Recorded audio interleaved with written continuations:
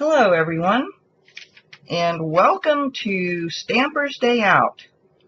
This is Barbara Rankin here, and I'm going to try and give you a little idea of what we're going to try to do today.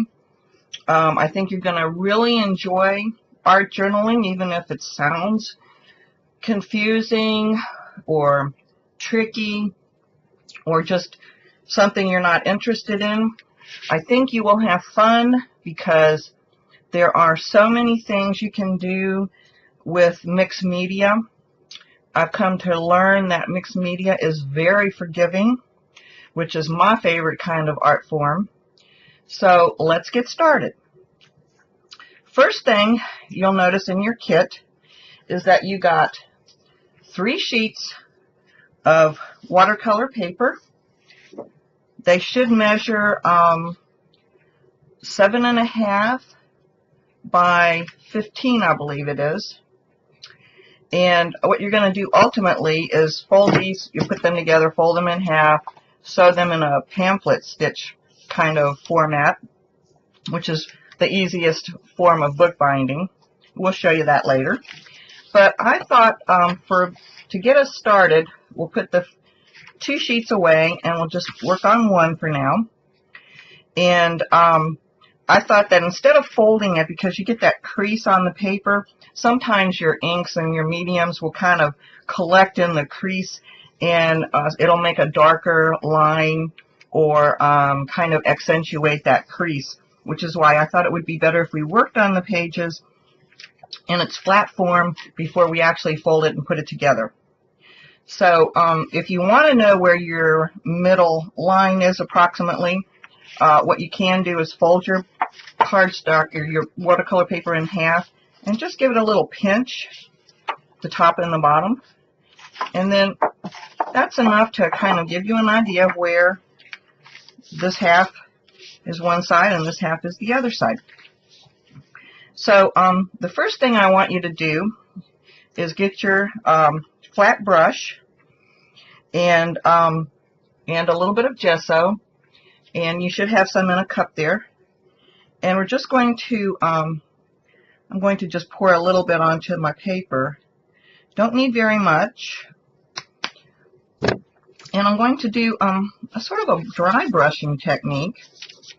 And you're probably going, I wonder why she's not covering this really well. The thing that gesso does, it kind of acts as a resist in a way. Or I'm going to need a little bit more. You'll be dipping into your little cup rather than, and I know it's probably really hard to see on here because I'm doing such a thin coat, it's drying really, really fast, which is a good thing because then we don't have to wait. But you want to leave some spots open, and I'm just kind of really just working this across the page. And since the paper is the same color, of course you can't really see it unless you can see what you're doing, but you can't actually see what I'm doing. I'll try and put a little bit more over on this end. So I'm just going to give it this. You can go in different directions. It doesn't matter, because what's going to happen is as we work on this, the paints are going to be affected differently by the gesso. It'll be absorbed one way and then another, and sometimes you get the gesso and the paints react with one another and give you some different colors, different color variations, which is pretty cool. Again, the wonders of mixed media. Anyway, so we'll let that dry. If you have your heat gun, go ahead and give it a blast. Otherwise, like I said, if you did it light enough, it won't take very long to dry. And let's see. The first thing I'm going to do, I'm going to just work on one side first. You're going to take your stencils and go over to the spraying station where we have various stencils laid out for you and sprays. And I'm going to give you a little mini demonstration of what you can do with these stencils and your sprays. And then we'll break for a minute and let you play by yourself.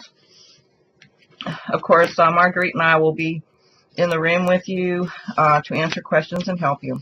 So let me just pause for a moment and grab my sprays, and I'll come right back.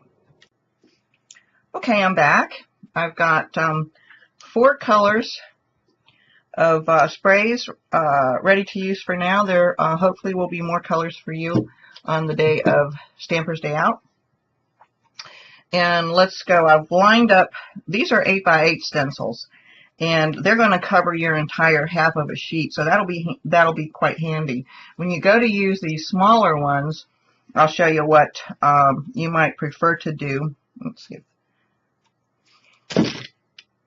You might prefer to do with those, so you don't get square areas from the stencil itself. So the first thing to do is just give these a light mist, because these are very liquid. They're not a heavy duty or a heavy, very thick paint. They are an ink that we've turned into a spray.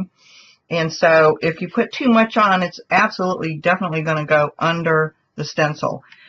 It's not going to be critical if that happens, because you're going to be putting so many layers of color and different things on here that by the time you're done, it won't even be noticed. It'll just be more depth, more interest. So don't fret over that. But I'm just telling you, if you want it to be a little more clean, then you know, spray from a higher position and just do light sprays. And so let me see if I can do a little bit here. You see how light I'm not, you can't even see me on the camera, but I'm just doing light sprays like that. And the next thing you're going to want to do is just take a paper towel and sort of sop up that extra. That way you prevent it from running under. Now, I told you all to bring a heat gun.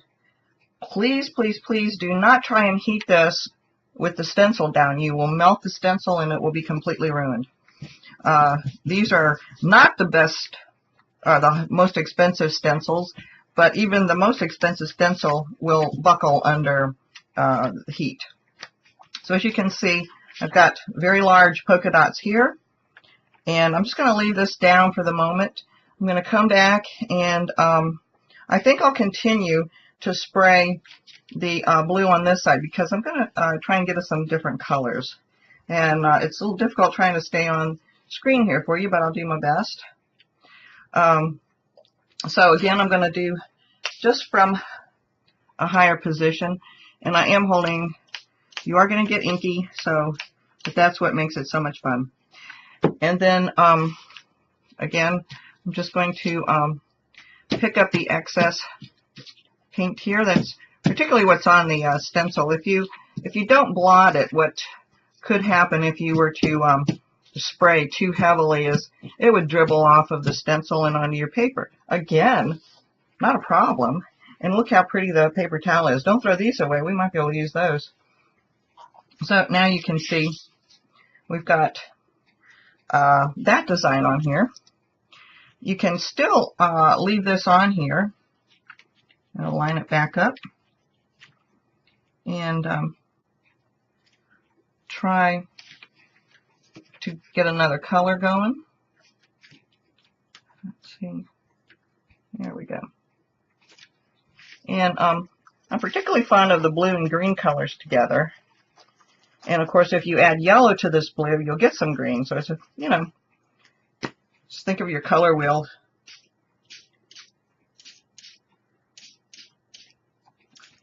I am going to just off camera continue on the other side. I know you won't be able to see completely, but okay. And then again, I will try and blot most of this off. And you want to do this where you don't actually move the stencil while you're doing it. If it moves a little bit, that's okay. And then I'll pick that up and set that aside. And you can see, I think you can see the color variations I've achieved in there. If you can't tell on the video, you can certainly look at my samples that you'll see in the classroom. So now the next thing we're going to do is take another stencil and layer another design on top. So how about little polka dots on top of big polka dots, just for fun. And then I also have, let's try this diagonal lines, just for fun. See what we get. Like I said, it's not the end of the world if it doesn't work, because if we actually do something you absolutely hate, that's what gesso's for. You can cover it up completely. Just paint over it, because that's all it is, paint. All right, let's try the red, which is actually going to come out like kind of a pretty pink. It's really quite nice. All of these colors, because they've been watered down, are coming out a little bit pastel. But then that's kind of nice for your backgrounds, because you're going to actually be doing some of the other things on your pages that you don't want your background really dark, because then you won't be able to see what you've added to your page. So now I'm going to add this pink to it, and because I'm just going to keep going on both pages, simply because you want to keep the the symmetry. Think of it as a 2-page scrapbook spread, for instance. You want both sides to be fairly much the same. Again, I'll go ahead and dab that color up, just so I can pick the stencil up without dripping it. And I'll show you what we've got now. Oh, isn't that cool? That is so cool. And then there's your stripes. And I'll set that aside. Let me see if I can get a close-up of that for you. You see how the colors are, just because our colors are a bit transparent, it's the colors beneath are still showing through, and in some cases making new colors. So now I'm going to use a smaller stencil, and I'm going to show you, because I don't want, I'm going to use this stencil here. Let me see if I can, the Punchinella stencil. I think you can see that. I'm going to use the center section, this honeycomb section. So I don't want these to appear.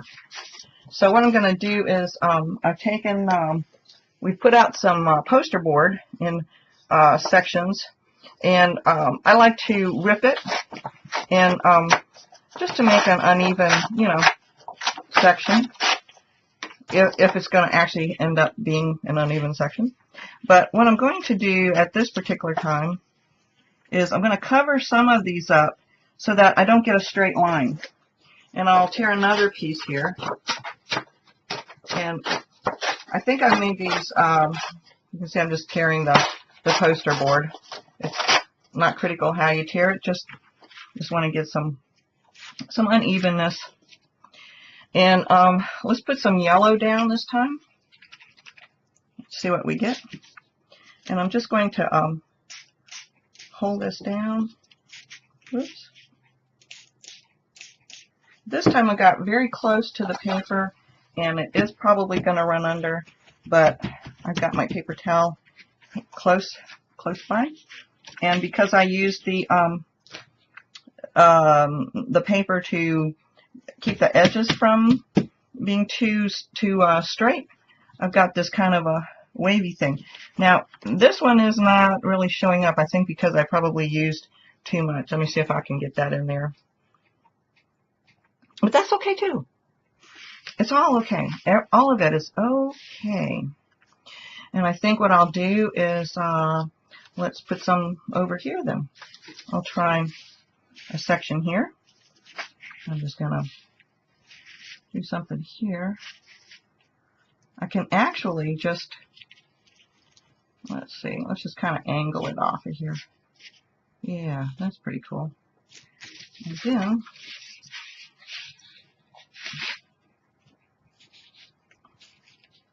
yeah, I'm just going to leave it like that. I think what I'll do is see if I can't do a lighter version and see if we can't get the little honeycombs to show up on this one. It's probably not going to appear real well on camera, I'm not sure, but it is a little bit better. Probably a darker color would appear better, and I'll show you how to do that too. Anyway, I'm going to let this dry for a moment, and I'll do a little bit more layering, stencil layering and coloring, and just trying to get a cool background that I like, and then I'll come back. And in the meantime, I want you to play with the stencils and the sprays. Okay, here's, we actually have a honeycomb stencil we purchased for you to use, and it's already got the ragged edges just like we would want. And so I'm just going to lay it down on the center, see what I come up with. Just lightly spray it, pick it up, move it around, just adding more color. The idea behind this is to just get some layers. We're not necessarily going for so much design always, just to get something down on the background. And in some cases you'll get more, and in some cases you'll get less. This is a raw sienna I'm using here, and you see how I can get some really cool. Now that was too much, but I sopped it up, and I can maneuver this around and just get some really nice textures, color combinations. That one's going to be a good one. Okay. And it's just a lot of fun. So, let's see. Just dabbing my stencil off. Now, I would take my heat gun right now and heat this with it so that it won't run anymore, and I can continue on. As long as it's wet, it will react with everything else and could possibly turn to mud, which we don't want. So I'm just going to sop some of it up, get some textures there. Oh, I'm liking this. Okay, so let's continue to play with our stencils and our sprays, and then I'll be right back. Okay, while off camera, I dried the entire sheet, and then I came back. I didn't want to get rid of all the white, but I just wanted to tone it down. So I made a mixture of the gold Liquitex with some water and a little bit of retarder, and it's a very, very faint shimmery color, so it doesn't really put down this gold color, but it puts down a gold shimmer. You won't be able to see it on the video no matter how hard I try, I know, but I invite you to come and look at my sample, and I'll point it out. It's really quite nice, and it just gives this pretty little sheen to the page. So I think it would be something you might want to try. Didn't take very much. I just spritzed it very lightly all over and dabbed up any that might have been too watery, and went over and set my heat gun to it. And I really like the effect. It looks like little pieces of mica all over it. Very nice. So give it a try, and keep playing. We'll have fun, and I'll be back in a minute. Okay, I'm going to show you now how to use some of these smaller, more intricate stencils. This one's just a little doily, and because it's so intricate and tiny, it would be really hard to spray and get any kind of definition. So another way to use your stencils in your art journal is to take your little chalk inks. I like these little cat's eyes. You've also got the little dewdrop type and the little square ones. They just make it easier. I mean, you can always use your larger pads. I would just use a sponge of some sort to apply it rather than trying to color with the entire huge pad. But your pigment inks will work, but they do take a little bit of time to dry. You might have to heat set them to dry because they do usually need to be embossed with embossing powder. So the chalk inks work really, really well. And depending on how wet your pad is will depend on how much pressure you put on this. If you've got a really juicy pad, you're not going to want to really squish down in there because then it will run under the stencil itself. So this one's pretty much, it's a little bit in between. It's not too dry, not too wet, pretty much just right. I found that I kind of had to give it a little push to get the color in, and as you can see, I'm really having to press a little bit because some of these little some of these openings are very, very, very tiny. So and if I don't get everything, it's not critical. Who knows? It might ultimately get covered up with something else that I put down. After all, that's what this mixed media and your art journaling is all about. It's about playing. It's about experimentation. It's about trying different things, and most of all, it's about having fun. But at the same time, you can also get some really cool effects, and it's something to look back on. And so let's see what we've got here. Okay, it looks like I missed a little bit of something there. Let me see if I can. Do I dare? Let me see if I can line this back up. Looks like I didn't get much of anything through there. There we go. I can't get that.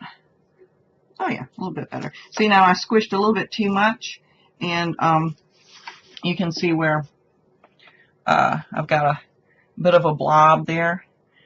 It's not a big deal. It'll be fine. Honestly, there's no telling what I'll end up putting over it, or in this case, it's a learning experience. It's like, okay, next time, not so much pressure. So go ahead and give your smaller ones a try. See, I can actually dab some of that off. And this is chalk ink, so it is going to dry on its own. It doesn't need anything. And so you can continue to add some of these little ones. I can put another one up here for some symmetry. Place one over here, put it right smack dab in the middle, whatever you want to do. And we do have several of these little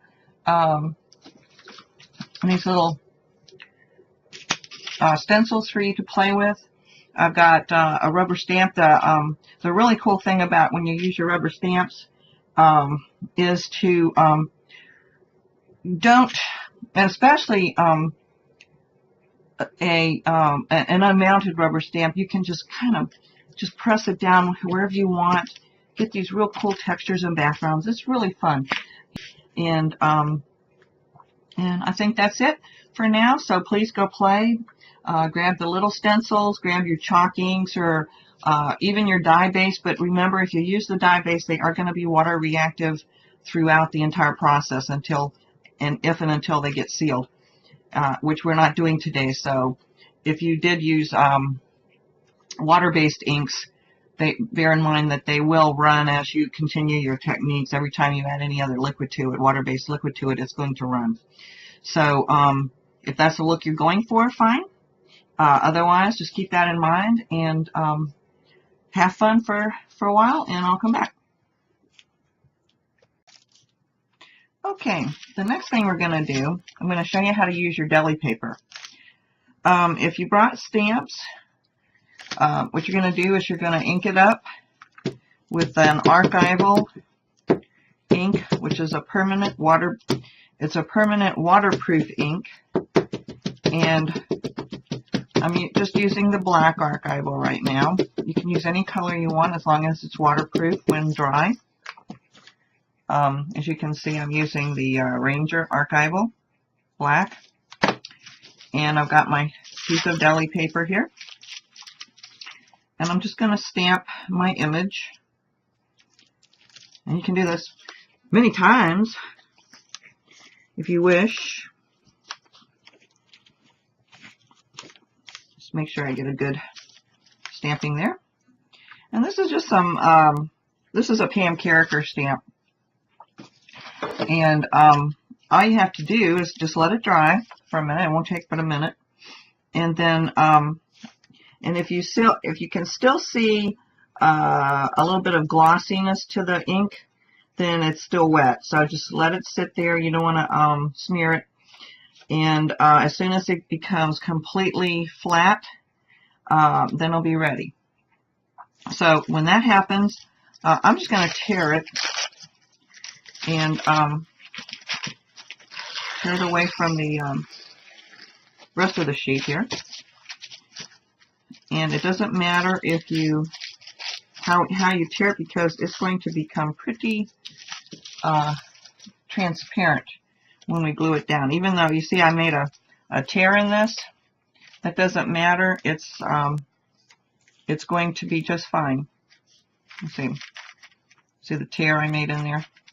I can actually tear that off. It doesn't matter. I don't need that much excess deli paper. I can, if I don't want this much writing, I can tear more of my writing off and save portions of it. Just whatever you like. However much you need will be fine. And I think the torn edge disappears into the paper better than the straight edge. The straight edge is just a little bit too much, you know, it just is too linear and it just seems to show up, whereas the torn edge just kind of really just disappears. It's like it's almost not there. So I do recommend that you do tear around your image. And then I'm going to take the mixed media adhesive, and I'll go get that and come right back. Okay, so here we go. I've got the Pam Carriker mixed media adhesive. You should have some in one of your little cups there. And I'm just going to take mine directly out of the bottle here. And you get your flat brush. And you're going to be amazed when you use this. This stuff is just fantastic. What I want to do first, I think I'd like to just put this up here. Now, like I say, this stuff is just absolutely transparent. I can paint it on the back of my deli paper and paint it right onto my watercolor paper, and it won't matter. And then I'll put a little bit down underneath where I'm about to apply this. And then I will just lay this wherever I feel like I want it. And then take what's left on my brush and use that to adhere the rest of it down, push out any air bubbles. If you start in the center and work towards the edge, you'll won't have any problem with it. And let it dry. And as you can see, I'm going to try to get a close-up of this for you. You see how it just disappears into the background there? Absolutely amazing.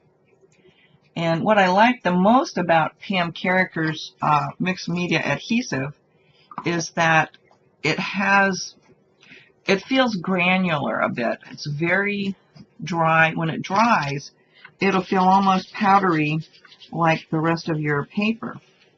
And it gives the paper a tooth also, so that let's put this back in the screen here.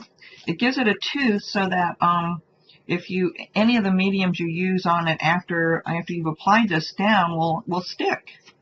And I think that's also the reason it makes the deli paper, besides being transparent, the deli paper is pretty transparent, but besides that, the reason it just makes everything disappear into the background is because it is so thin and it does have this grit to it.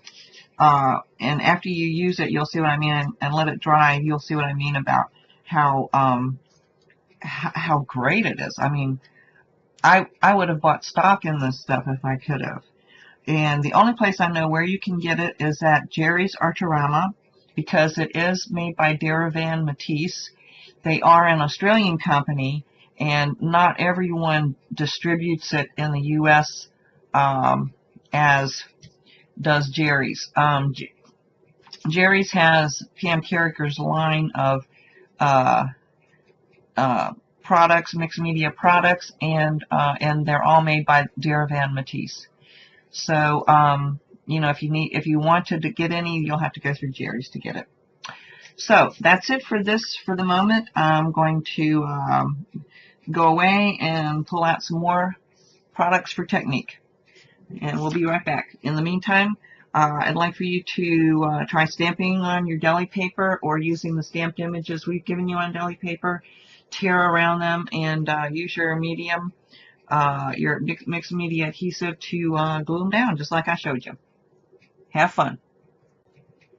Okay, while I'm at it, I thought, why don't I just show you how you can also, you don't have to use stamped images on deli paper. You can certainly stamp right directly onto your paper, your art journal page. And I'm going to show you a really fun way to do this is to just ink up your stamp, but don't ink it up all the way, and just use parts of it. It really works nicely with by just, you know, taking sections of it and just stamping bits and pieces, just to get some texture, and not getting any particular shapes, and just doing that with all of your stamps, just putting little bits and pieces on there. The other way to do that, of course, too, I'm using a stamp, but you can actually journal some thoughts on your pages. And what Pam does, what Pam Carricker does, is she'll journal, she'll do some writing on her pages, and then she'll sort of gesso over them so that they're sort of obscure. And she explains in her videos that she doesn't really want other people to read what she's written. They're more personal, but she knows what's there, but it's like having this underlying writing under there, and it's her own hand. So, you know, that's another thing to consider as well. But you see, you can just keep going. I've got a very faint image here. All of this will just kind of show up, and it might be obscured by the time I'm done. But in any case, I just thought I'd show you that while I had the stamp out. I mean, but you can, by all means, stamp directly onto your image, onto your page, and continue working. You might end up ultimately covering it up, who knows, but it's all about the layers and your techniques and just getting some depth to your page. It's quite fun. I mean, sometimes it's hard to know when to stop, but you stop when you're happy. Okay, so play with your stamps, play with your deli paper and your mixed media adhesive, and I'll come back. Okay, I have another technique here I want to show you with using your stencils, and these are just ideas. You don't have to use the stencils that I'm using. I'm using this Harlequin stencil, and I'm just going to place it down, and I'm going to use this the larger fleur-de-lis here. I'm just going to place it where I think I want it, and I'm looking at what's going to show through here. And I'm going to place it down. Now you could hold this, but you're going to get overspray since we're spraying. If you were pouncing, it wouldn't be so bad. But I have this tape that I'm gonna place the tape down because I'm gonna try and do this with without trying to hold it. And I'm going to use my pieces of poster board because that's what you have available to you to use. I'm covering up. Let's see, I'm going to have to cover up a little bit more. Let's cut these, trim these out a little.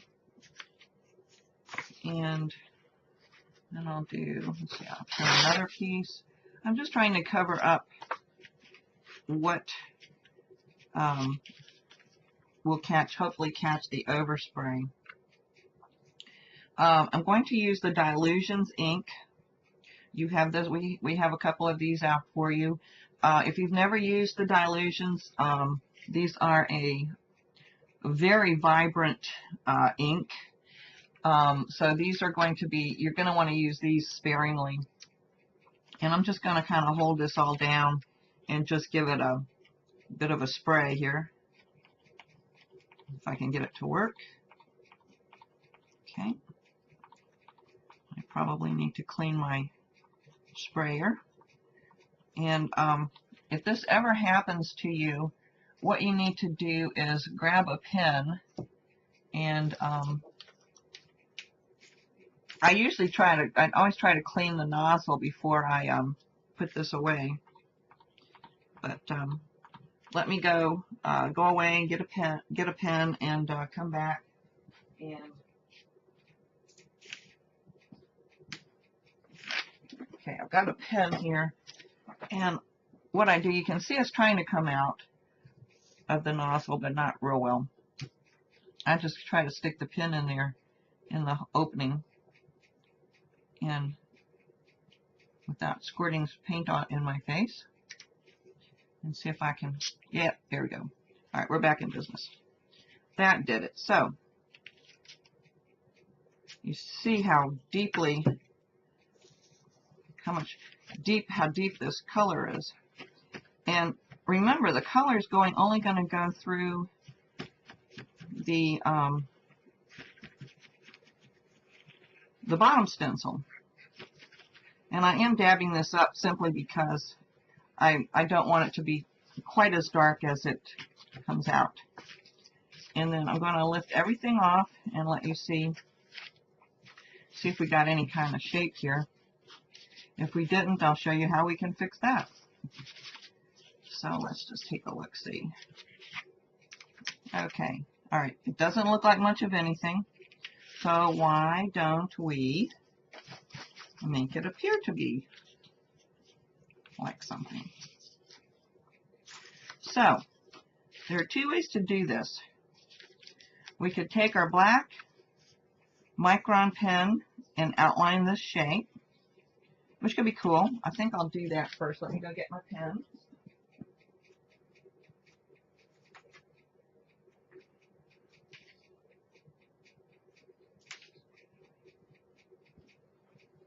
Okay. And I don't know if you noticed, but this tape allowed me to just kind of make a little lever thing here where I can actually put it back in place. But if you're careful, just carefully go around, especially when you get to the end of the stencil here. And outline the stencil shape.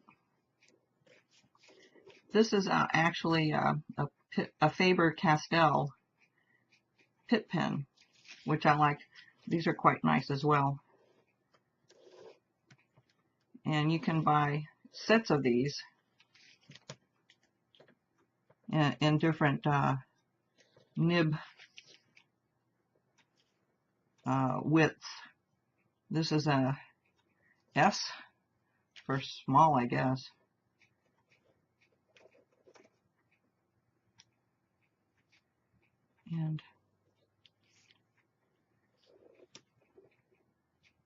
And there you have it.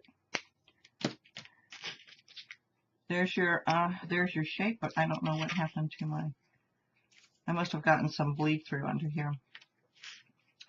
Not too bad. I probably could have used. Now here's a thing. maybe this design might have been too big for this small of a space, because you see it doesn't really lend itself to showing that it's a harlequin inside of that. It does a little bit, but not a lot. So what you can do is, you know, maybe a smaller design, like, let's see, I've got some tiny dots. This little chevron might have done well. You see that?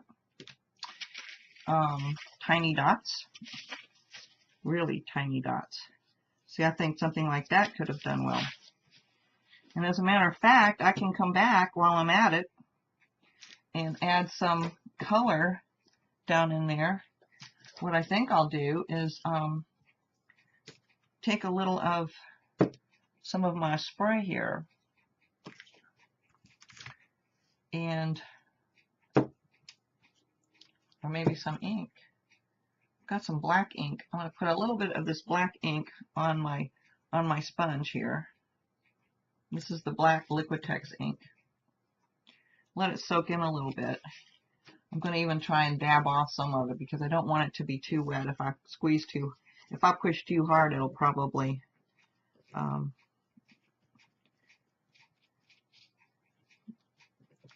there, that's doing really well. Really well. Okay. I think I'm going to like this. I'm hoping I'm going to like it. But like I said, if you don't, and if you really, really hate it, you can always gesso it.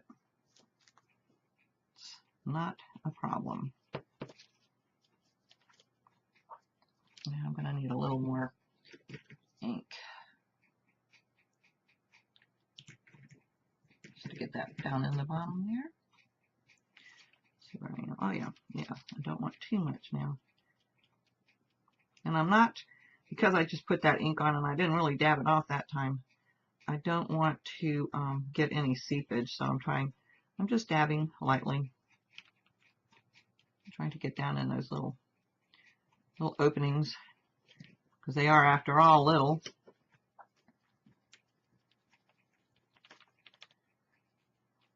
And let's see what we have now. Well, we certainly have a pretty image on our stencil there. All right, now that's pretty good. Let me show you what I've got here. That is really, I like that. Very, very nice. And you see, having the harlequin design there doesn't hurt it either. But see, that's pretty cool.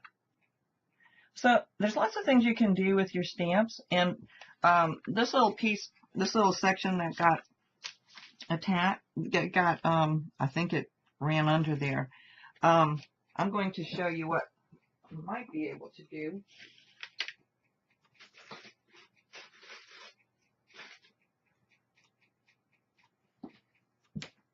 Let's see if this wet wipe will remove any of it.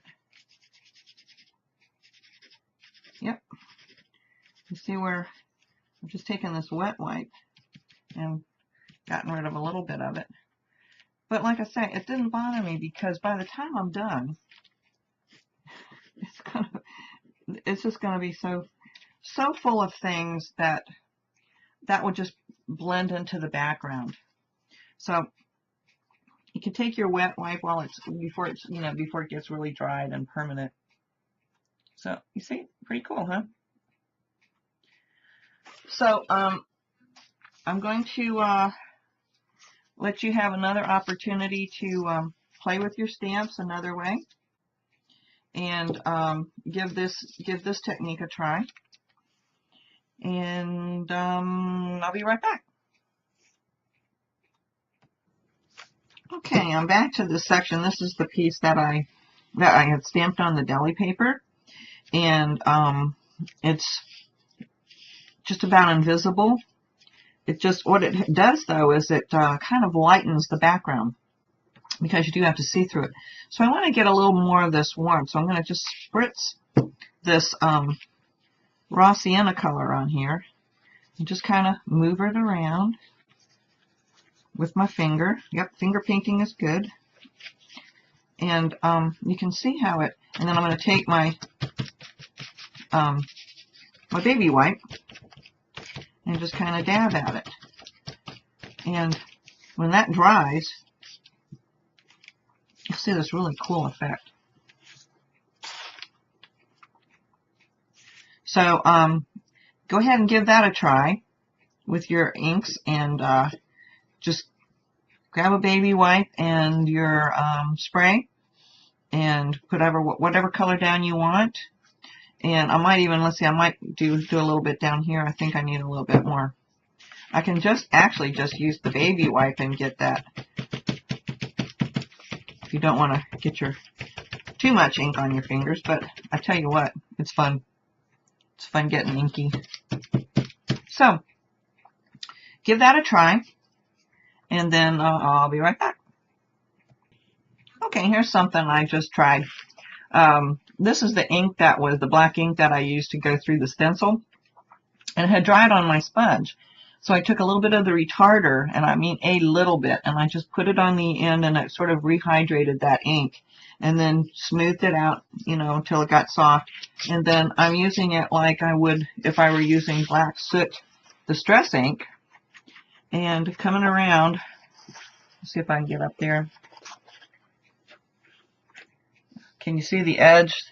The edge, I'm just kind of shadowing the edge of my paper with it and getting that distressed look, and it looks really fabulous, especially on that deckled edge. Can you see that? If you can't see it on the camera, then please take a look at my sample, because it really does make it look nice in person. Yeah, I think you can see it on that edge right there. Very cool.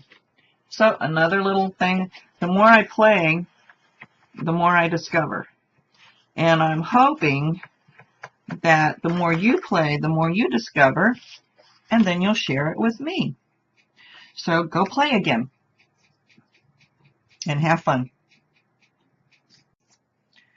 Okay, I've zoomed in real close so I can try and show you how to use your charcoal pencil and get some depth and to make your images pop off. There's several ways to do this. You can either decide a light source direction.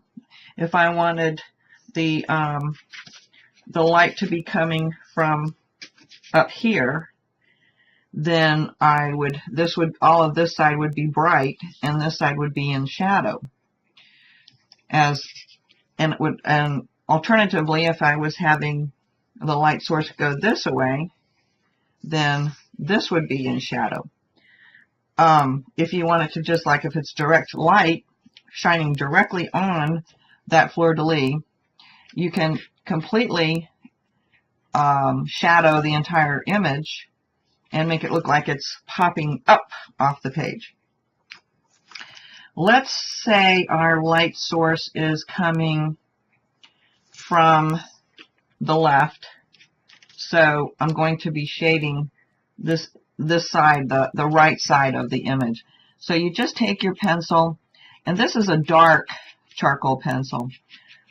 Charcoal pencils are really, really fun to use. Now again, there'll be some shading in here, but up here there'd probably be light hitting this, and it wouldn't start until we came back around. And just, you know, it's just common sense. It'll be very dark under here, and continuing around. And I'm doing a very, very light touch with this because it is a dark pencil. You can always come back. And so I'm going to just kind of hit the areas that would be the darkest, as you can see. And that would be dark under there. This would be dark under here. Okay. And there might be a little bit of shadow in there. And then I'm going to take my blending stump, and you should have one of these in your kit.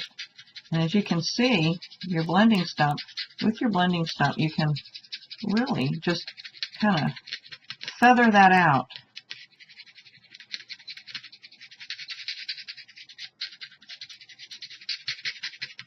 And it's really, really, really, really easy. You can also blend it with your finger. But the blending stump does give you a bit of control as far as, you know, if I start blending it out with my finger, I'm going to get a much wider area. And I just love, I'm so in love with this effect. I wanted everyone to have their own charcoal pencil and blending stump so that you could have the same amount of fun I've been having with it. I really hope you enjoy this because I sure have, and well, I just want everybody to have as much fun as me. Maybe I'm easily entertained, I don't know. But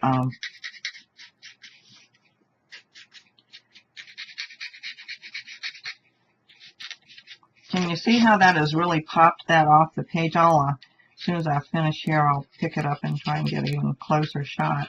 Again, you know, feel free to look at my sample and get the idea. I've just given you the idea how to do it here.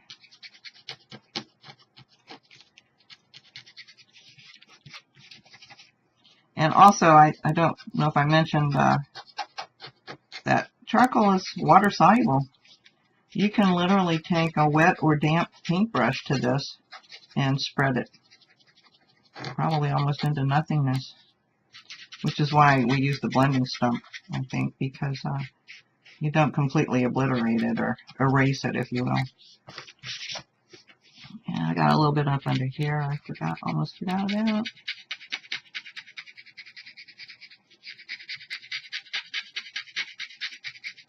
This is so much fun.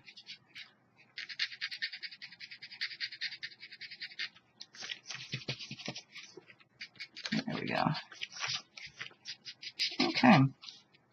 Pretty much done there. Okay. I'm going to pick this up and kind of give you a look at it.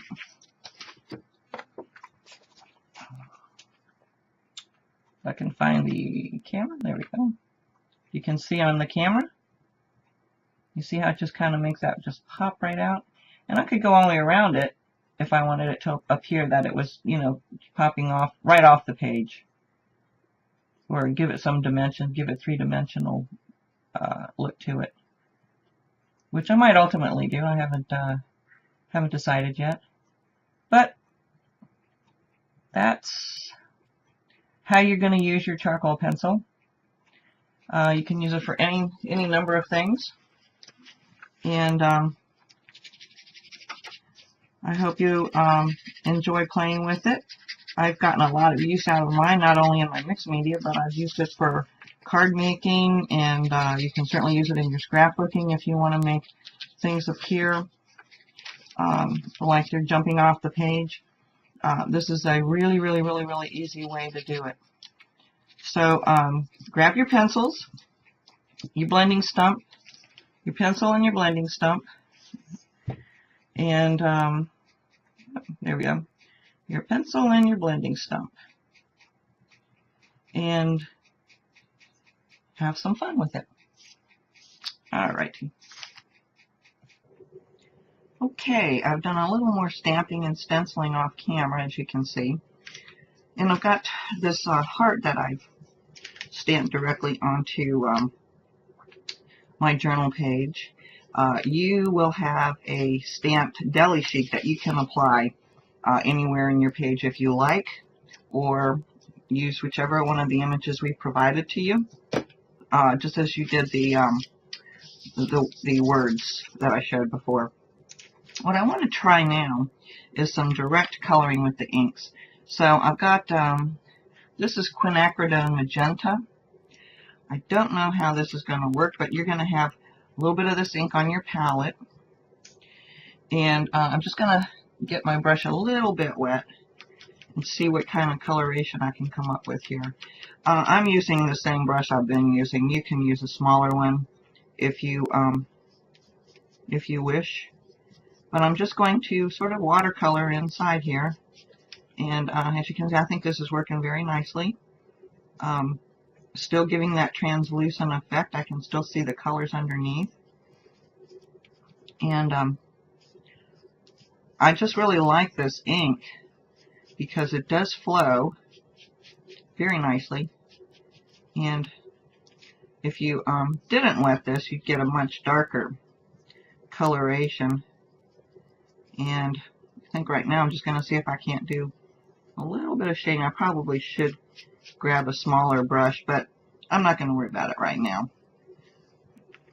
I'm just going to go for it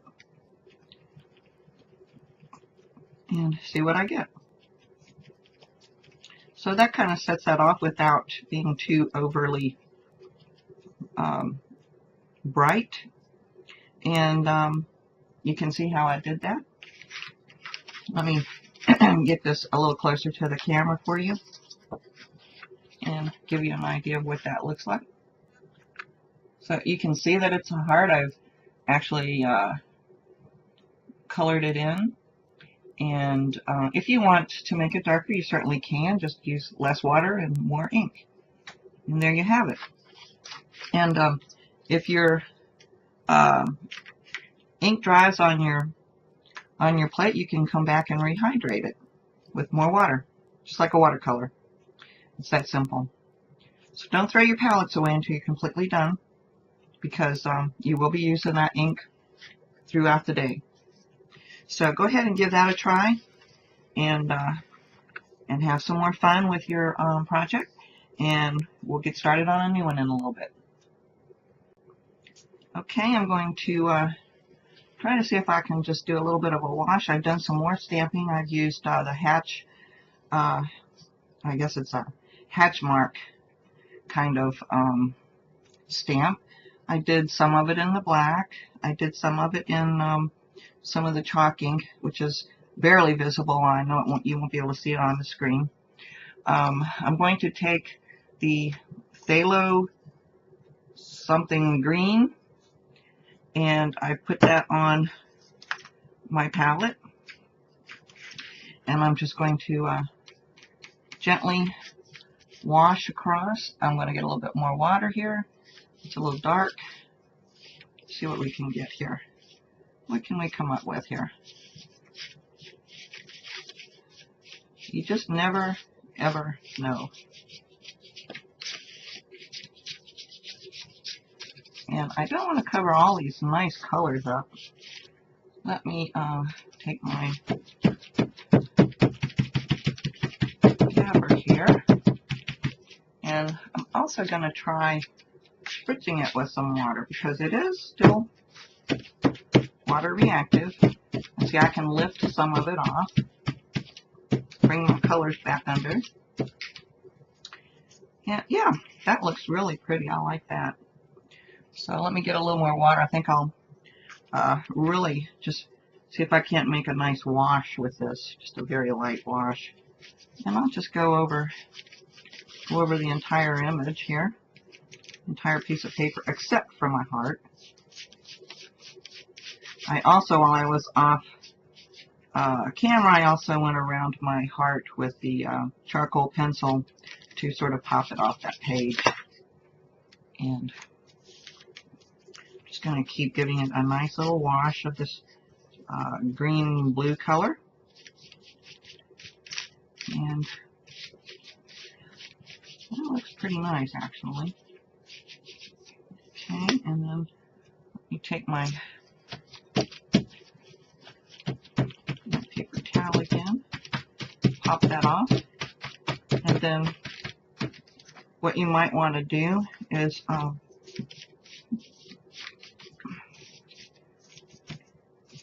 get your heat gun out again and sort of dry that, so that what you have will pretty much stay as what you have. And then we can move on. There. What do you think? Turn the right side up for you.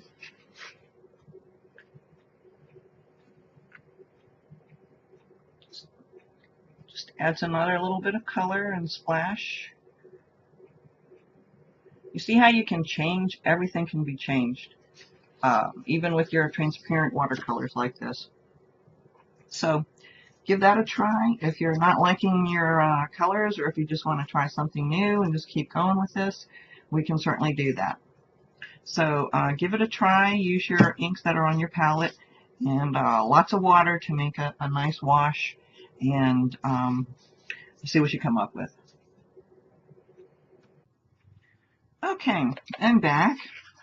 What I've done is I have used my my black pen, and I've just printed the letters ART inside my heart, and then I've stamped Create with the Pam Carriker stamp here directly onto the paper.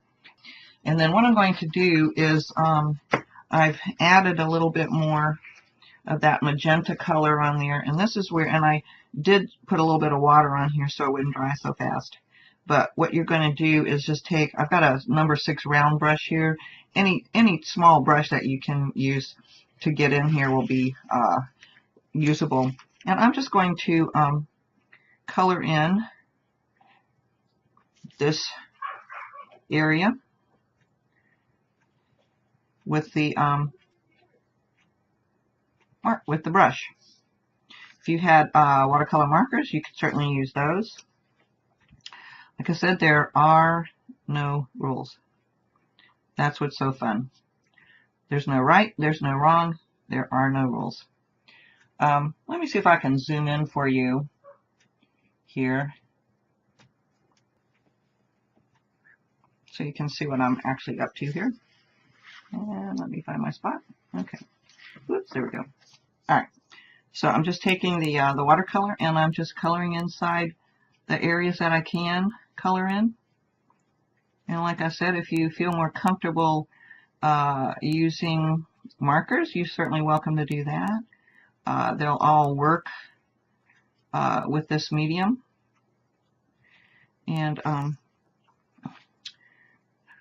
the other thing is, don't worry about staying inside the line. That just, gosh, it's your book. You can do whatever you like. I'm staying in pretty well. That's just me, though.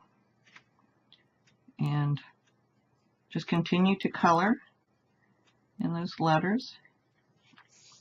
And I've left this. This is the same color that I used on the heart, but let me see if I can bring that in. But you can see that it's much darker. I've used less water. But it's a good idea that wherever you use a color, you use it, you spread it around the page so that it all kind of ties together. So if I use that pink or that magenta color here, I should try and get a little bit more of it somewhere else on the page, just to tie it all together. So I should actually come over here and perhaps put somewhere over here. Doesn't have to be a lot, just a little bit of something, just a little splash. Take my finger and spread it out. It'll tie it all together like that. Just use your finger. You can't see what I'm doing. Let me get out of here. See if I can show you what I'm doing here. So I've just added a little bit up here with my paintbrush.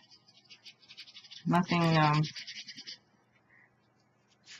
Take a little bit more. Add a little bit down here.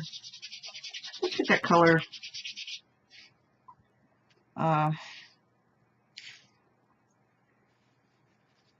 Doesn't have to be a lot, just a little bit. And you can see where that I actually smudged that color that was on the edge again. Yeah, pretty cool. And that way it just kind of ties everything all together. Let me go back over here. I think I'll add just a little bit over this way.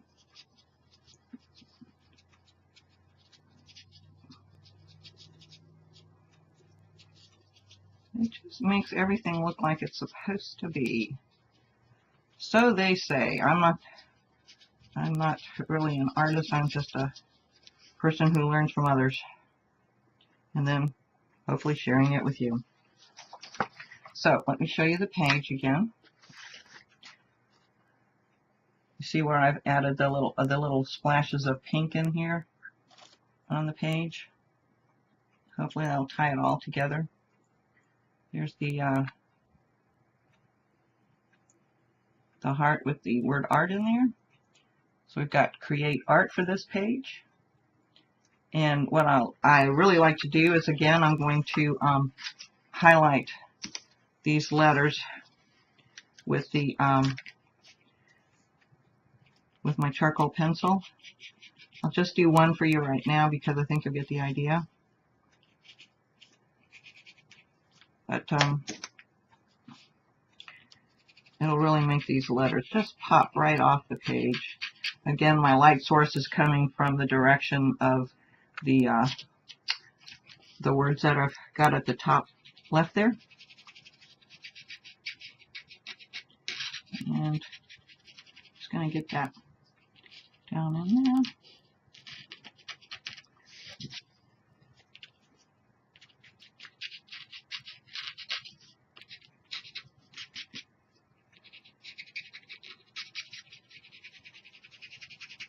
And there we go.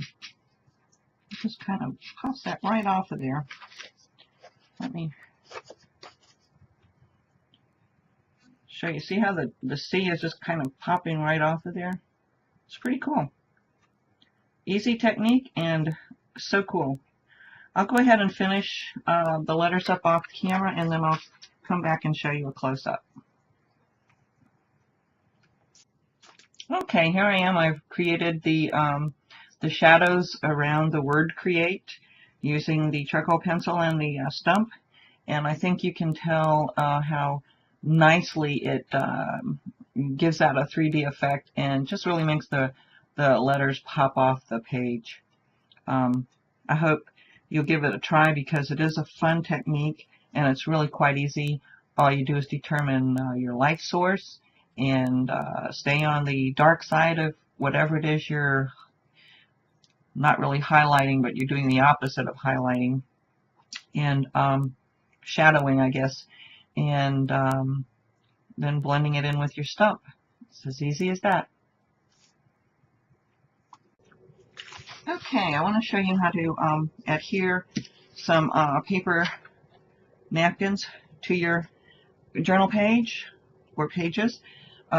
You should have a piece of this, or grab a piece of the of a napkin, and I forgot to hit the record button while I was doing this, so I'm going to do it up. I'm going to do another one, and I'll do it up here at the top, just a smaller piece. What I want to show you first, though, is it's really not difficult to get these apart. These are 3-ply napkins, most of them are. I found it easiest just to take a corner off with your scissors and then kind of peel the layers apart right there, and you should be able to pull it right apart. And I've got one layer, I don't have the other one yet. Let me see if I can't get that for you. The way to tell that you don't have it is because they're still pretty white on the side, with the printed side. It should be almost transparent by the time you get that second layer off, I should say. Yeah, there we go. And so you can actually pull both layers off, you see. See how that's going? And just pull the section that you need. You can remove the entire napkin at this point in time if you wish. And I'm going to set this aside because I have one that I already started, obviously. I did tear the paper. I think this time what I might do is try trimming it out a little, just for the sake of speed, because I do want a smaller section up here. I don't have a lot of room for flowers. I don't want the that black line that's on the edge, so I'm definitely going to cut that off. And if I take the scissors and I'm not real careful about how I cut this out, that's probably a good thing also. Just going to kind of lay it down and see where I want to go with this. And I'm just going to go past the point that I want. I'm going to trim off anything I don't want. And I'm sort of letting the scissors tear it too a little bit, because I think torn edges show up far less. So I'm going to just take the, get your flat brush, make sure you rinse it out really well, dry it off with your paper towel, or because you don't really want a lot of water in your brush for this technique. And we're going to go back to our mixed media adhesive, which you have in one of your little cups. And you're just going to take a little bit on your brush, not a lot, because you can tear this. The more you use, the worse it can be. And I'm just going to place it where I think I want this to appear. And start in the middle and spread it out. Now, for tissue paper, you don't need to lay adhesive down first like you do with some papers. If the paper's thicker, you do, because it won't absorb through it as quickly. The tissue is so thin that it will go right through. And you can brush the air bubbles out as you're applying the adhesive. And you see, I haven't gone back and added any more adhesive at this point. And even if you get a wrinkle, the paper's so thin that it just simply disappears. And I'm just going to press that until it comes off. If you have any trouble with the edge, just let it dry and then come back with your scissors and cut it off. And there. Let me show you how it's almost like the deli paper. It's quite transparent. You can still see the images beneath it. And you can come back and color it with your inks, or you can use markers. You can use any of your mixed media mediums that you have. If you have gelatos, pan pastels, any of those will work. And so please give it a try with your napkin, and we'll come back for another technique when you're done with that. Okay, I decided to give a little bit of shading and highlighting to my heart now that I've got my smaller detail brush. And all I'm doing is just adding color where the shading already is and blending it out with the water as necessary. And just adding it. And I think, and then I've left the center open for depth. Let me see if I can zoom in for you. Oops. Let's go this way. Yep.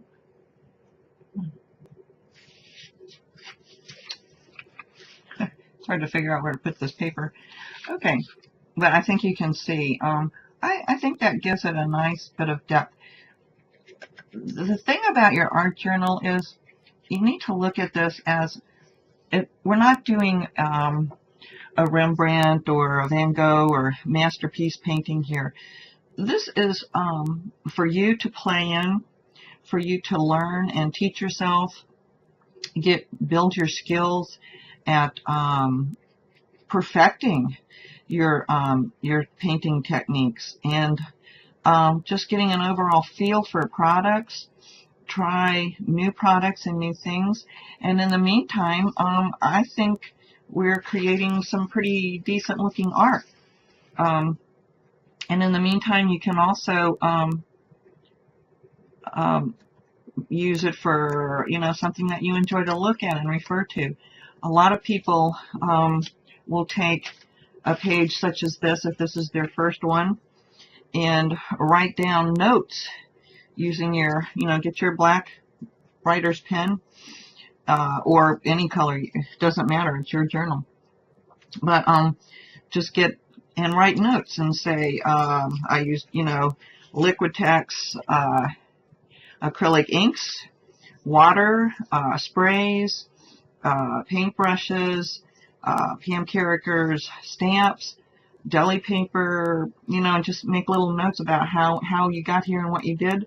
You use stencils, you use stamps, then when you come back and you go, how did I do that? You've actually created a little notebook for yourself, sort of like a book that you might buy where they show you your techniques and what they used. But the only difference is you get to touch and feel this, and you get to actually perform those tasks and know how the various mediums work and how they react, and you use your products that you have. You don't have to use anything that they tell you they're using in their book. So this is like a book for you. And if you think of it like that, and in the meantime, you're trying out different techniques and you're trying out you know, all these different products, and we're only touching on what is actually out there. There are so many products that you can play with, and you might even have some in your stash that you just didn't know what to do with, and this is your opportunity. You're going to have extra sheets here. You can go ahead and put this book together. As a matter of fact, you may wish to, and as I told you, this is like a 2-page spread. This really is only going to work on the center page, because once the book is together, this is going to be a page that's going to be with the page that's under here. And so it really doesn't matter if you would want to have this page and the page that's over here matching, or coordinating, or just make each page individual. It's completely up to you how you want to do your book. You know, however you do your scrapbooks, however you do your altered books. If you do each page individually, like I could have this page blue and this page green, mostly greens, and I could have one kind of quotations on here and pictures over here. It doesn't matter, because each page can be an individual step-by-step process for you. Whatever makes you happy. Like I said, it's your book, and I think once you try art journaling and you try your materials, you'll have so much fun just playing with them and not feeling like if you don't succeed at it, it's all for naught. Because what you can do is if you get in a slump, walk away, leave it alone, come back to it. Some people do their art journals. They might do a page. They might just do the background and walk away. They might do lots of backgrounds and walk away. Come back and do a little bit here and there and work on their journal as they have time, or they get a new product and they can't wait to try it. It's a lot more fun to try it on something that's not going out for public viewing, unless you want it to. But to play with it, and it's just a great, it's fun for you. It's fun to play, fun playtime for you. And so I hope you're enjoying this this project today, and we'll try everything that we've done here. I'm going to go off camera and color, because I know you don't really need to watch me color. You all know how to color probably since kindergarten or before. You can once again, you can use your paintbrush and the ink on your palette. If you brought markers, you can use those. Any products you have, you can ink it. You can just do a wash over it, just to bring out the colors a little bit again. It's all about layers, and I know when you look at this in person, I'm sure you can see a little bit of it on the screen, but when you look at the book sample in person, you'll be able to see layers upon layers upon layers of things. It's the same technique. I mean, it's the reason we love scrapbook paper so much, I think, because a lot of the prints it's just like layers and layers and layers and layers of things, and it's hard to tell where it began and where it ends. You just know it's all there. And so I sort of accomplished that. You can sort of accomplish that with your art journal by just doing what I showed you here. And this is really only just a small bit of what you can do in your art journal. So please have fun, enjoy, and I'll come back in a little bit and check on you. Okay, I'm back. I've colored in those areas that where I added the paper napkins. And what I want to do is give it the areas where the paper napkins are. I want to give it that blue wash again that I did before. And I do mean a wash. So I've got some over here off screen here. Some of that pale blue color. And it's just going to bring everything all back together. Lots of water. A little bit of ink. Very small amount. And just tie it all back together again. And just make everything just sort of disappear into it. And if you recall, I did dab some of it up. If you need to add a little bit of water, spritz a little bit of water on there to remove some of it, you can. Bring some of the other color back out. And just dab it up. And you see how it's just all kind of just tied right back together again. It's that easy. There you have it. I did also, let's see if you can see this. I did add a few more butterflies coming out from behind the heart here. I didn't color them all in. I just flipped the stencil over so they'd be flying towards the end of the page, and just as they were opposite, mirror imaged over here. As you can see, I used less. I thought it would look too staged if I did all of them. So I just picked out a few that would look like a random flittering of butterflies leaving from beneath the heart. Something scared them and they took off. So there you have it. I think I'm pretty happy with this page. It doesn't necessarily have to always be considered done. A lot of people, when they work in their art journals, they either call it done or they go, we'll see how it goes. I might come back to it and see if there's something else that just strikes my fancy, I might add it. And I think this is pretty full. I could always add a few more things in little areas, but I think it's pretty full. So I'm going to stop here and let you all get back to work. Have fun and enjoy yourselves.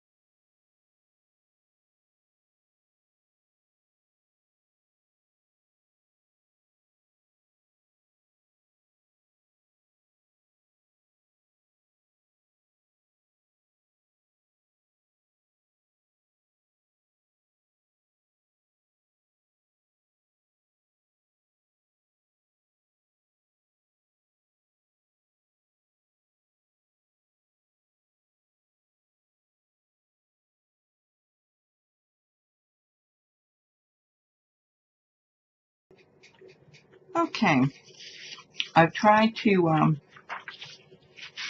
print out a color wheel for you, and I'm going to attempt to use this over this this one that I did directly to my paper. So it's going to look a little bit different than yours because yours will be pristine white under here. I'm just trying to cover up a boo-boo. So let's see how this performs. And what I'm going to do is tear around my color wheel, because I do think that tearing it gives you a better look. I mean, it seems to blend in to the background a little bit better than if you just cut it out. Doesn't matter if you prefer to cut it out, that's perfectly all right. If you feel more comfortable just cutting around it with your scissors, you can cut out a circle shape, and I'm sure it'll look just fine. I'm just doing this in an attempt to have it blend in with my paper, and I do have a bit of color extending past my color wheel when I was playing around with it, and so mine's going to look a little bit different than yours, but I'm just trying to see if this is going to work for us before I actually try to teach you how to do this. So there you have it. I have my color wheel I've torn the edges. I'm going to get my paintbrush out of the water and dry it off real good again, like we've been doing.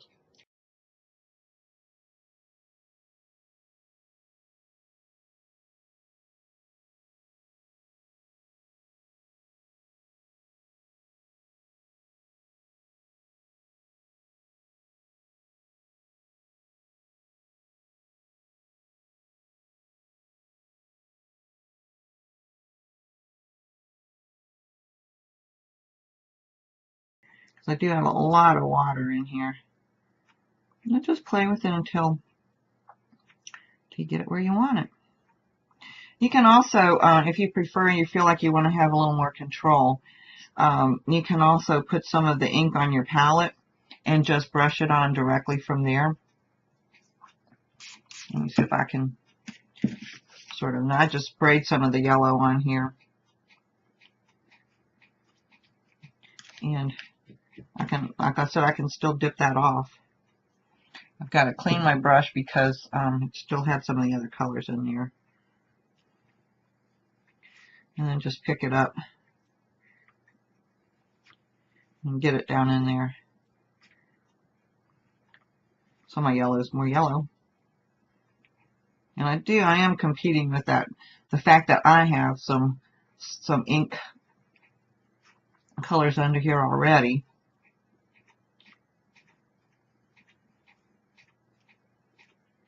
But I think you get the idea. And so go ahead and play with your inks and just have a little fun with this. And when we're done, we'll come back. Okay, here I've done a little finger painting. Let me give you a general idea of what I did here. First, you saw me color the color wheel. This is the deli paper side. And I took some of these sprays. Let's see, these three colors and a green. Or actually, no, I didn't use the green. I let the blue and the yellow form my green. And I just started spraying it. And I was dabbing it with this really quite dirty, or colorful, you might want to call it, baby white. And it's only wet from the inks. But I also use a stopper that's full of, I think it's violet oxide with retarder and water. And I'll show you what I did here, just to give you an idea. I just kind of dabbed it on. I took the red spray and spritzed it, and just kind of did one of these finger painting things. came back and dabbed it up, added some more of the color through the rest of the colorations. Yeah, it really looks quite nice, actually, I think.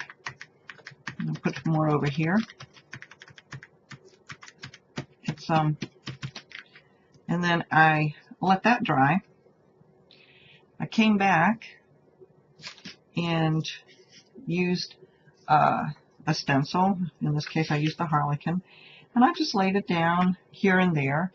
I put a little bit of the gesso, the white gesso, on my palette, picked it up, and let me do a separate section here, and just dabbed it through the stencil. And it's sort of a ghosting effect on the lighter colors. And I didn't fill in the whole, the whole stencil. I just took random sections. I didn't want it to be square. I just kind of wanted it to flow. You can kind of look and check and see how it turns out. And then you'll let that dry. You can see where I just added that right there. Right there, I believe. Yeah, right there is where I just added it. And it's going to give a little more depth to everything. And what I'm going to do then, I'm going to see if I can add some more sprays and see how it reacts. I'm adding some yellow here. And then you see how the gesso is picking up the yellow color. You can spray a little bit more of this pink here. Let me try and get this on camera for you. Get some nice colors here. And a little bit more of the blue. Oh, that's really pretty. It's really, really coming out nice. And come back and just kind of do a little dabbing motion here. Pick some of the color up. Leave some where you prefer it to be. And mop up a little bit where you'd like it to be a little bit lighter.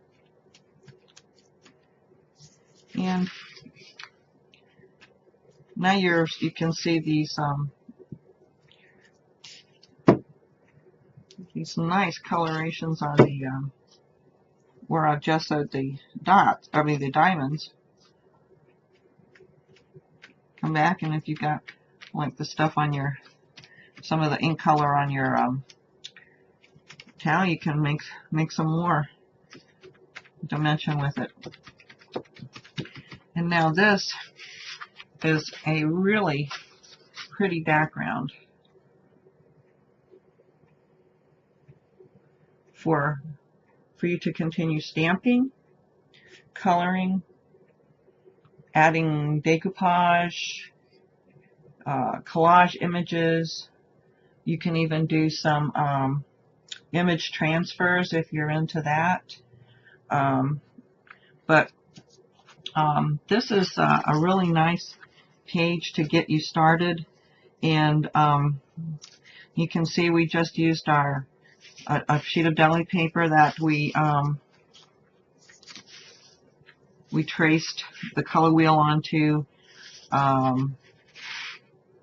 sprayed our entire rest of our sheet with the sprays, did a little finger painting, a little dabbing with our paper towel, or if you have a baby wipe, and got some wonderful textures, and then a little bit of gesso through a stencil to give you a little more dimension and depth. And there you have it. It's as easy as that. And now you can start decorating this any way you want. Go ahead and stamp some images on here. Shade them, color them any way you want. You can even come back and color in the letters on the color wheel and make them stand out and pop out. Give a little dimension to your wheel with your charcoal pencil. I'm off screen here, but the letters on your color wheel can be colored in. A little bit of charcoal pencil to make this really pop. Anyway, just use some of the same techniques I showed you earlier on your next page. So have some fun, and I'll come back. Okay, I finished with this page that I've used the deli paper on. If you recall this one, how bright and dark and just the colors just kind of stopped, and I thought, what am I going to do? What am I going to do? Well, this is what I was telling you about mixed media and how forgiving it is. Look at my page now. Is that not cool? Let me get some of this stuff out of the way. Alright, what I did to make this more uniform, I started spritzing color on here just as I did before on the opposite side, and did the finger painting and the dabbing with the paper towel. Let it dry it real good so that that wouldn't move too much anymore. Then I came back, and it's still, this was very, very dark, and I had those streaks of color going through here. So what I did was I took my finger painting is really good, and I put gesso all over this thing, and I mixed it, and what it did was it started mixing with the color down here. And then I just started manipulating it and pushing it out and just playing with it. And I eventually continued to just push this all the way across, and adding more gesso as I went to pick up the color, because it actually reacts with the water-based acrylics below. And so once I got that the way I wanted it, and I was able to smooth out these colors on the edges that I had extended, I dried it again. Then I came back and I spritzed it with some more of the sprays, manipulated it some more with my my really colorful, pretty dirty actually, wet wipe, and just dabbed, just did a little more dabbing, a little more spraying. I did the final spray with the 3 colors, and then took it to the heat gun and let it dry, and you'll see little specks. Let's see, there's like a spray speck there, and there's a few more on there. It's hard to find them in the camera, but there's some up here. And it's, what I like about it now is I've used the same colors on this page as I did on the other page. I just added more gesso to the mix, which gave it, by the time it mixed everything up, it gave it a much more organic look. I think it's kind of it's really kind of pretty actually now. I'm much happier with it now. So again, I've got another background here to use, and here's the other side. Amazing how different they look, yet use the same colors. So just in varying amounts. So again, what I was saying about mixed media and how fun it is, no matter what, if you think it's horrible and you've just completely ruined a piece, trust me, continue playing with your products, continue testing, use the trusty old finger for manipulating the colors around, and believe me, you will be absolutely amazed at how much fun it is, and how you can see transformations appear right before your very eyes, and usually to the better. So again, please play with your products and have fun. Okay, remember I told you I might want to color in the primary colors on the color wheel, and I discovered something while playing, which is why I love mixed media. You remember these Fantastics brushes? They still make them. I think you can still get them at Joann's. I believe I've seen them. I might even have seen them at Michael's. This one is they have a bullet point, which is a more rounded tip, and then they have this really pointed tip. And I pulled out the pointed tip and put a little bit of the black Liquitex ink. You can see it just absorbs right up into the tip there, like a marker. And I started trying to use a brush, and I was not real successful. I thought, well, let me try this. You know, I wanted to use a marker, but the markers, because the gesso gives that grit to it, you can ruin your markers if you use them too much on your that roughed surface. Although this one, the one I'm doing now, is pretty smooth because this is the deli or that paper side. But I wanted to show you how cool this is. You can color this in really just like you're using a marker, and it's this quick. Make sure I'm still on screen here. But I was so excited I wanted to share that with you. I didn't tell you to bring one. You can do this when you get home. Not everybody has these, and I didn't want you to go out and buy these if you aren't going to become interested. I don't want you to buy all kinds of products and then go home and go, I don't really like doing this. Not my thing. And then you're stuck with all these products. But on the other hand, though, this isn't a bad thing to have in any case, no matter what you do, because whether you're a card maker, a scrapbooker, or whatever, you can always use these inks, and I guess you could use your Tim Holtz inks or any of them and turn this into a marker to color with. So this wouldn't be a bad thing to purchase if it was something you might think you'd like to do. But I just wanted to show you how easy it was to do that. And you can use this on lots of areas on your art, in your art journal. You could actually use this to journal with. And just keep your little ink supply nearby and refill as it starts to dry out. So I just wanted to share that with you. I hope you enjoyed that, and we'll come back and go ahead and play some more. Okay, I also wanted to show you another thing I've been doing with this Fantastics and the black ink is running it around the edge of my paper. And it really, really holds a lot of ink. You can get pretty far with it. You can just kind of smear it a little bit with your finger. But I think you can see how nicely it gives a nice edge to your paper versus where it doesn't have any. It kind of frames it, as we like to do with our distress inks. So there's another use for the Fantastics and the liquid inks. So again, go ahead and have some more fun, and I'll be back. Okay, I've got some of Tim Holtz tissue paper here in a rubber stamp, and I thought, let's see what would happen if we stamp. Got this wing stamp from Pam Carricker. Just going to stamp it on the tissue paper, and we'll cut it. I'll let it dry. I'll cut it out and adhere it to my page. Oh yeah, very nice. I am gonna have to let that dry. Let me do the other one with the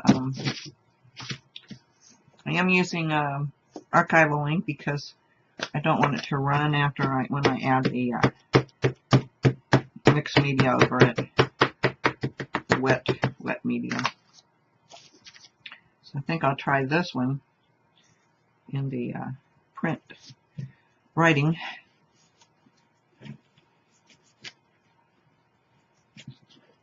We'll let that dry. Oh, that's very nice. Okay.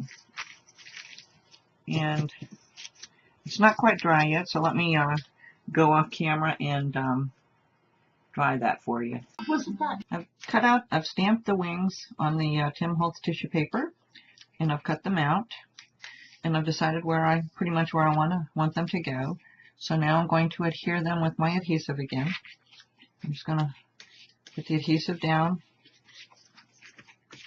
on both my journal page and the back of the wings, and then I will adhere that down to the page. And again, brushing all the air bubbles out.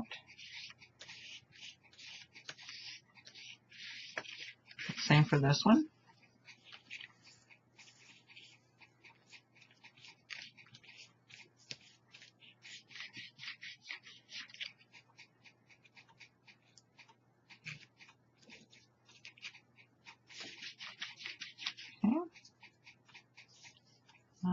tear that down. Pleasing now. There we go.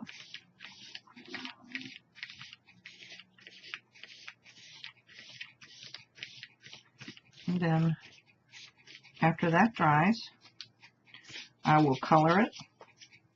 A little more coloring and shading to it. Add a few stamps perhaps, some texture stamps, maybe a stamp that has to do with flying or wings or something like that. And then I will, when it's dry, I'll come back and I'll show you what I'm doing.